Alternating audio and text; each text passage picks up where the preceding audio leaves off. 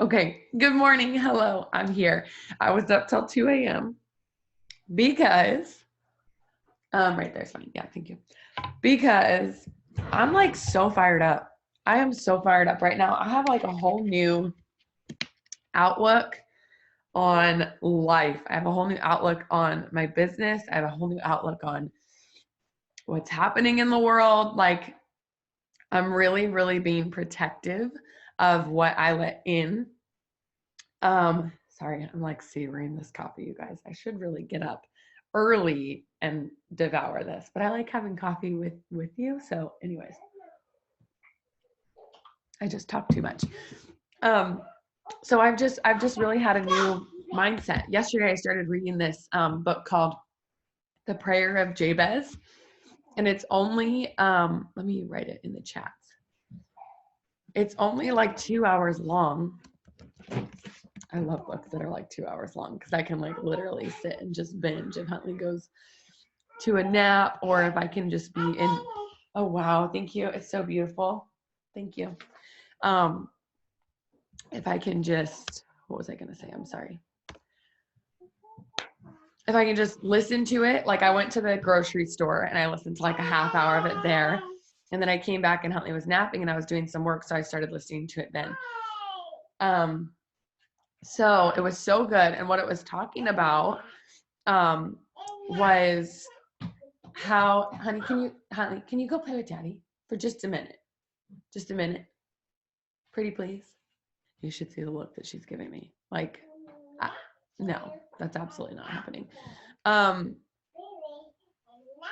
Okay, I'll just block it out. So it was talking about our prayers, and the prayer of Jabez is actually asking, and I don't know if I'm saying that right. Jabez, it's fine. It's actually asking God to bless you, as in you, like, God, will you bless me? They used an incredible like vision of this. Sweetheart, that is the garbage. So if you, B, she's playing in the garbage. Okay, we'll get it together, guys. I promise you. I'm so sorry. It's a fun place to play. It's just papers, but still.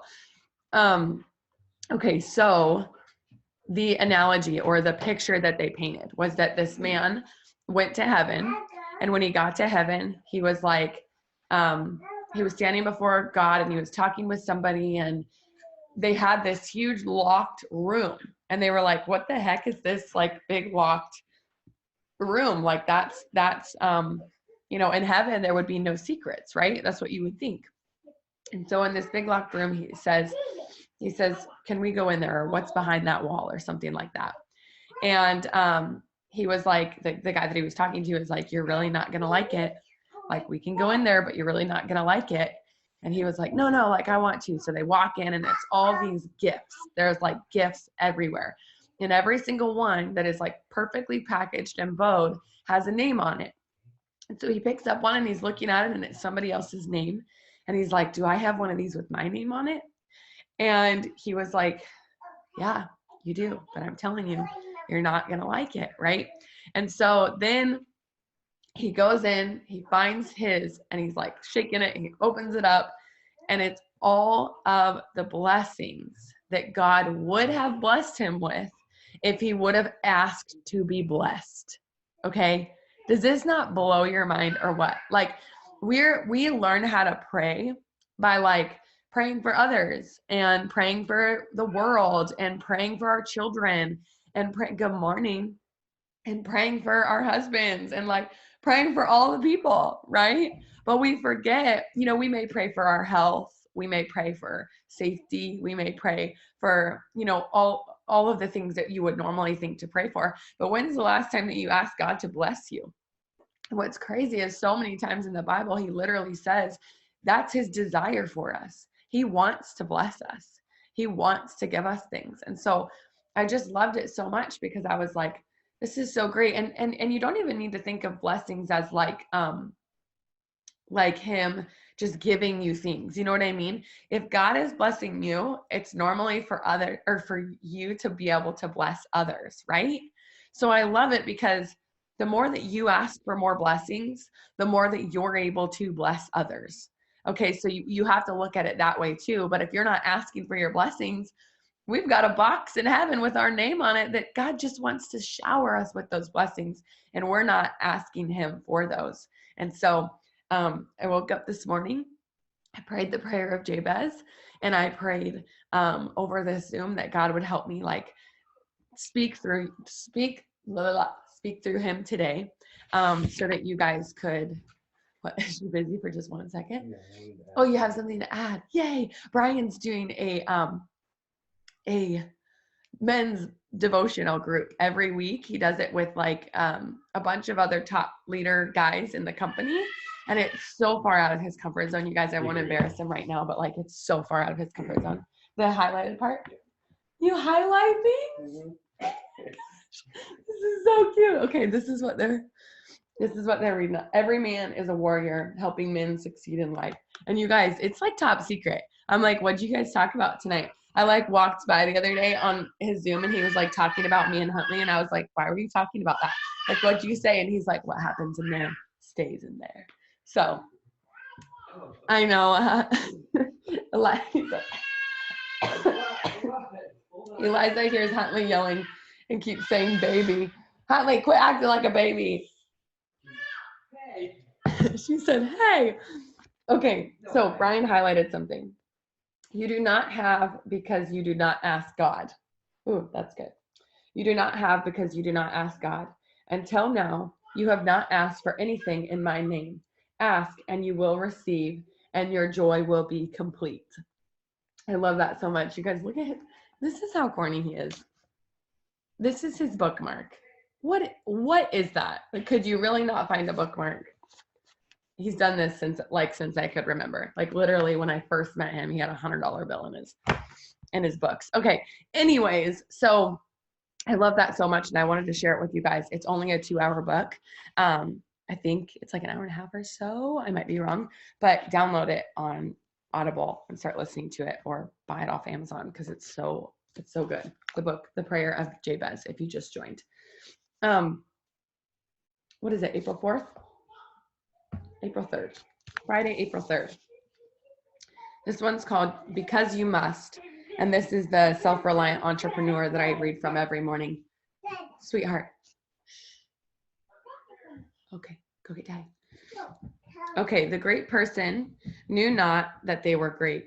It took a century or two for that fact to appear. What they did because they must. It was the most natural thing in the world and grew out of the circumstances of moment. The most difficult objective of all is to set out to succeed. There's an element of timing to all success. Yeah, you can sit right there. You're fine. Okay, sorry. There's an element of timing to all success, and many of the factors that come into play are not under your control. Did you guys hear that? Because I'm going to read it again, just in case you didn't hear it. The most difficult objective of all is to set out to succeed. There's an element of timing to all success, and many of the factors that come into play are not in your control. Okay, so those of you who are like myself, who are very, very impatient and want success now because we are working our butts off and we feel we deserve it, and we've been in this business for 2 years now, and why isn't this working, and why aren't I doing what, blah, blah, blah. I'm going to sit there and guess that the second that you stop questioning it, and the second that you stop asking yourself why you're not successful yet, that you will be successful, because it takes time. It takes time, and it's out of your control. And when you understand that, the things that are in, you guys know which things are in your control and which are out. In your control is doing income producing activities every single day, right? Out of your control is having somebody leave your team. Okay. Those kinds of things are different, but knowing that, what you can control and what you can't in success is very important for your mindset. The circumstances of this moment will determine to some extent what people call success. And it's our desire to bend to what we think we should or should not do in order to succeed that creates a great deal of entrepreneurial tension. You know in your heart what you must do. forget, can't, won't, and shouldn't, those are for other people's lives. Doing what you must is expressing who you are. Your work today is to explore what you most want or need to do and be on the lookout for overwhelming, be on the lookout for overwhelming pangs of doubt. The fear that expresses itself as "that's ridiculous" is telling you that you just might have found your must. When you proceed because you must, success will always be on your terms. Okay, I loved how he started that out because he said success is outside of your control. But then at the very end, he said, when you proceed because you must, when you keep going because you have to, right? That's what he's saying. Success will always be on your terms because you're working for it every single day. You know you're successful, right? Okay, that was a great one. My dad FaceTimed yesterday, and if you guys know my dad, he's like a very anti-FaceTime person, okay? But Huntley asks to FaceTime him almost every day. She says, "Papa, Papa," and points to the phone. And so we FaceTime him like every day. And last night she went to bed without FaceTiming him. We got distracted before we called him. And so he calls me and he's like, "Where's my grandbaby? Why hasn't she called me? We miss her. Like, what's happening?" So I thought it was so funny because he is not normal. Like I was afraid, like, man, we might be bugging my dad. We're calling him every single day, right? And it's so funny because the day that I don't, he calls me and says, "Where's my grandbaby?" But anyways, the point of that was she was in bed. And so him and I just got to chat and we were talking about the business. And I don't even know how it got brought up. He was talking about why I've been so successful. And he says, "You have a gift, sis, but it wasn't something you were born with. It was something that you learned how to do." And I love that so much because I have such a passion for teaching others how to do this. And it shows.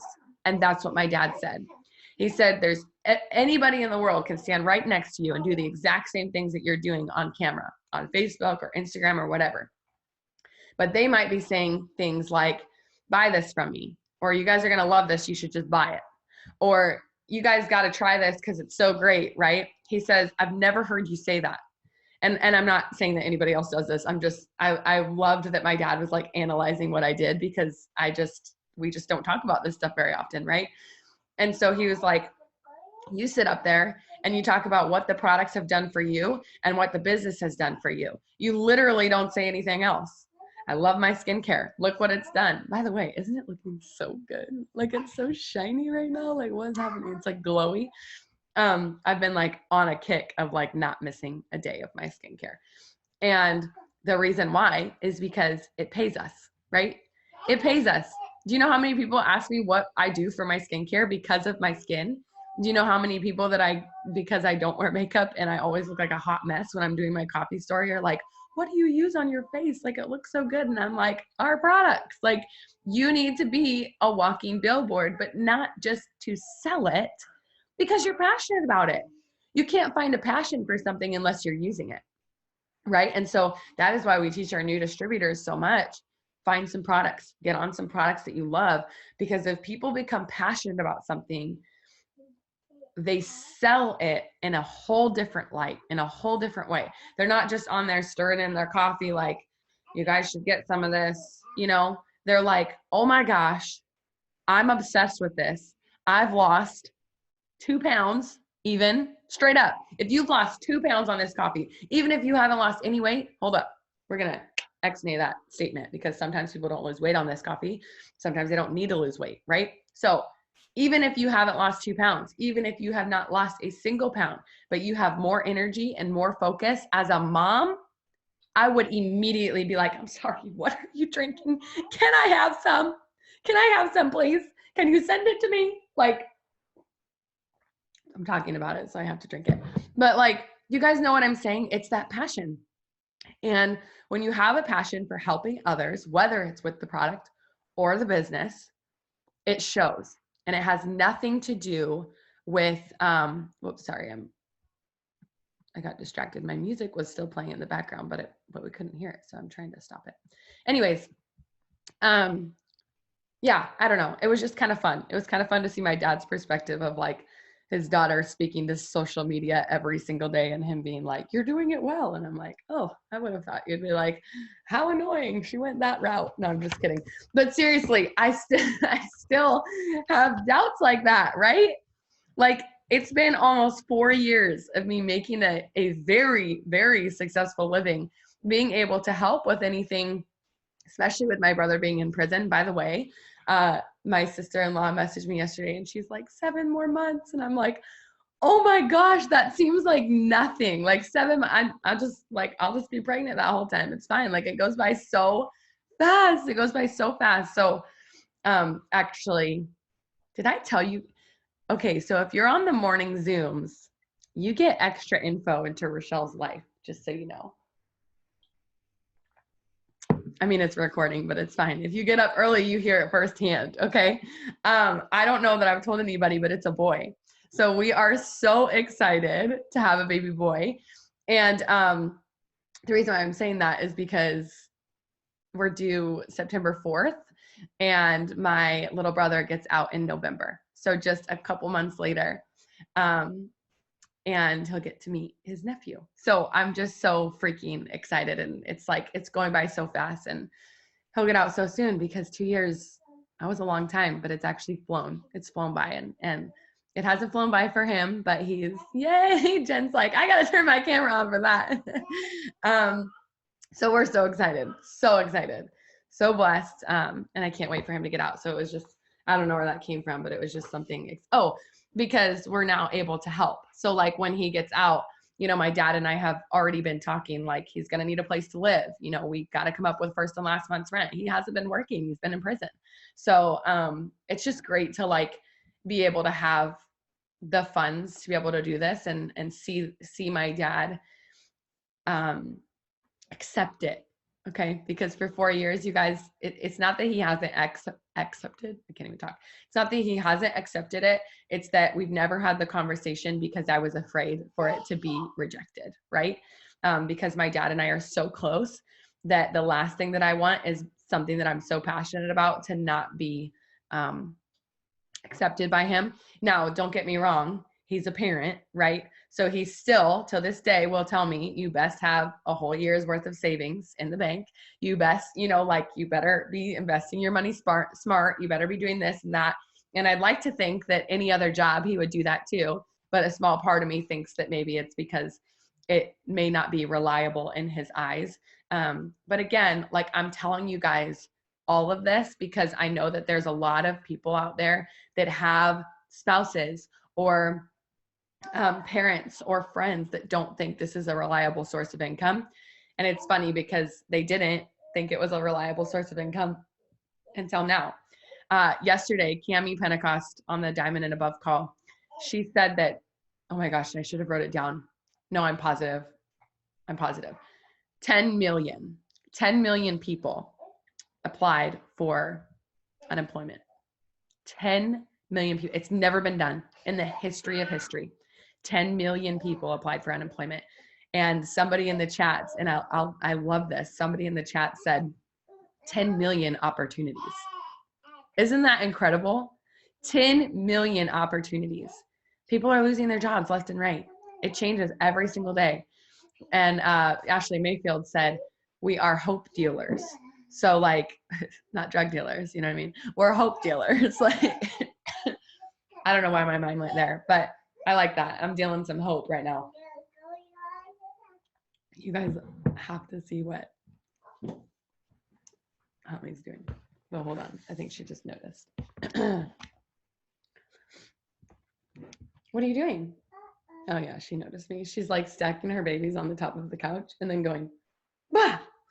Uh-oh, like pushing them over and then getting them and then putting them back and pushing them over. Okay, I'm going to read the devotional. I'm sorry I'm so scatterbrained today. The title is Knowing the End of the Story. In this world, you will have trouble, but take heart. I have overcome the world. This might be a good one for what's going on right now. Have you ever known someone who reads the last few pages of a book before they start reading the beginning of the book? One friend of mine reads the ending of every book first. It puts her mind at ease to know how the story will end. whether it's happy or sad, and who lives or dies. This habit always seemed funny to me, since knowing the ending takes all the tension out of the intense chapters. At least I thought it was a funny habit until I was reading one particular book and literally begged a friend to tell me what happened next. I needed reassurance that the story would turn out right in the end. Our lives are a story. As we scroll through page by page, some chapters are victorious. Yes, baby. Let me read real quick, okay? Some chapters are victorious, while others are full, you okay? While others are full of struggle. Some are a bit mundane, but others contain milestones such as marriage. Okay. Such as marriage, the birth of a child or grandchild, a big move, or a new job. Some are scary. That day we got a diagnosis or a loved one died. Our stories are woven with many threads, including joy, worry, struggle, happiness, and since we can't know what will happen tomorrow, the great unknown. But what if we knew the ending? Would that change how we read the suspenseful chapter that we're in right now? How would we interpret those few pages that are filled with sadness or struggle? As Christ followers, we do not know the ending of our story. Jesus himself tells us the plot. We will have trouble in this world, but he has overcome the world. Huntley, sweetheart. There will be chapters of pain and heartbreak because we live in a big, broken, messy world. But then he flips to the last chapter because he wants us to know that in the end, he will defeat everything that makes us sad, scared, or defeated. We can't see eternity yet, but we can cling to truth that once and for all, God does win against the enemy. And as children of God, we win too. What is worrying you today? What dark threads of fear are you trying to weave their way into your story? Trouble may be there, but fear doesn't have to be. In intense times, remind yourself that you know the ultimate ending. For those who are followers of Jesus, he promises us that the last chapter of your story is well worth it. Reflect is, how does your view of the current chapter of your life change when you remember what Jesus told you to take heart because he has overcome the world? I think that was like the best possible devotional for this time in our world right now of like chaos, uncertainty. What is happening? Will people even be able to go back to work? And I think being in a position myself where this is all that I do, it is very easily forgotten. I saw Joel Dunn post something the other day that was like, when you find out you've been in quarantine for 10 years, which is like so funny to me for some reason, because it's like, we work from home. Like that is what we do. And so it was funny, but I'm constantly reminding myself, like constantly. I even wrote it down the other day, like the people to pray for, and like everybody that I know has other jobs that isn't working right now, or that is working right now and is at risk of getting sick. Like I need to make sure that I know that we don't have news, you guys. Like when I tell you that I'm protecting my mind, like straight up, we do not have cable. I do not watch the news. I do not turn it on. I don't watch anything other than like Mickey Mouse and crap. Okay. Like I don't watch TV. Right. And I don't do, negative stuff at all. And so it's funny because just the other day, Brian's mom was like, hey, I think Florida's in lockdown. And I was like, oh shoot, we should probably know that. Like I had no idea.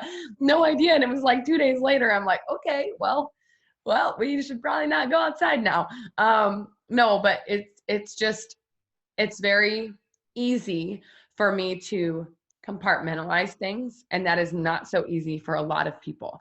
And so I loved this devotional because we can rest in the fact that Jesus has, promised us, God has promised us that he will come back and everything will be okay. Whether or not this is that time or not, it is what it is. But what I'm saying is, like she said, we got to read the end of the book on that, and we will always be safe. So just know, no matter the anxiety, no matter the stress, no matter the finances, none of that matters in heaven.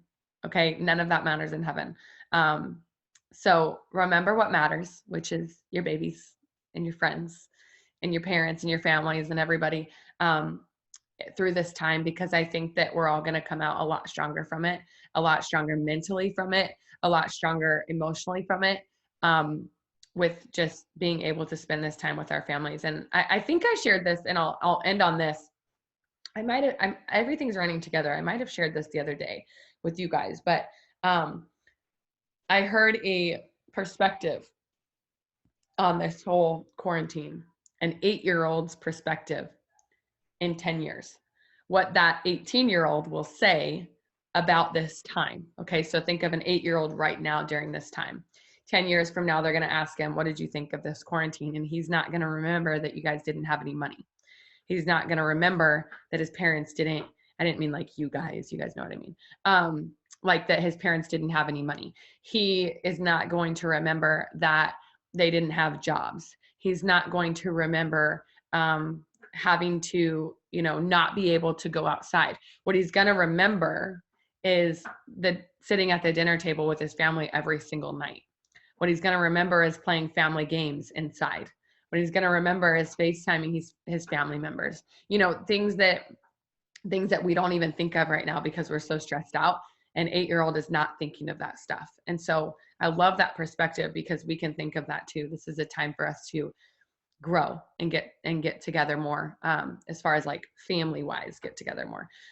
Anyways, okay, that's what I wanted to end it on. So I love you guys. I will post a recording right away on my YouTube, and I will talk to you on Monday, because remember, we don't meet Saturdays or Sundays. So Monday, bright and early, I'll see you then. Bye guys. Love ya.